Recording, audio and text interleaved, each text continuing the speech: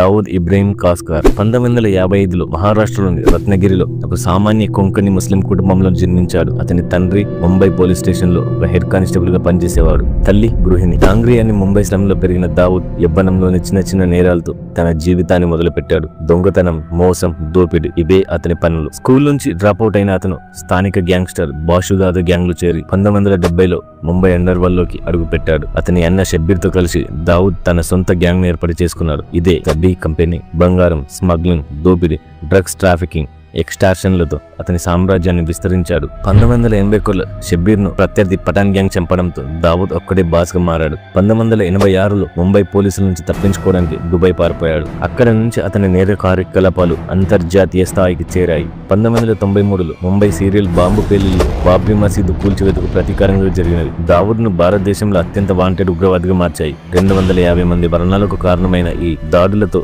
అతను Bharat, అమెరికాలచే global terrorist గా ప్రకటించబడ్డాడు. అతని తలపై $25 మిలియన్ బహుమతి ఉంచబడింది. అతను పాకిస్తాన్ లోని కరాచీలో ఉన్నాడని నమ్ముతారు. అయితే ఆ పాకిస్తాన్ దీనిని ఖండిస్తుంది. దావూద్ జీవితం సినిమాటిక్ నేర కథలా సాగింది. అధికారం, హింస, బాలీవుడ్ తో సంబంధాలు, ఆల్ఖైదాతో లింకులు, హవాలా వ్యవస్థ ద్వారా డబ్బు బదిలీలు. అతను ముహాజిర్ బిన్ షేక్ కు వివాహం చేసుకున్నాడు. వారికి 4 పిల్లలు. అతని సామ్రాజ్యం ఆసియా, ఆఫ్రికా, యూరప్ లలో విస్తరించింది. కానీ అతను ఇప్పటికీ భారత పోలీసులకు అందని చోటే ఉన్నాడు. దావూద్ కథ నేరం, ఉగ్రవాదం, అధికారం యొక్క చీకటి ఓడిస్తే ఇది ఇప్పటికీ ముగియని ఒక రహస్యంగా మిగిలిపోయింది.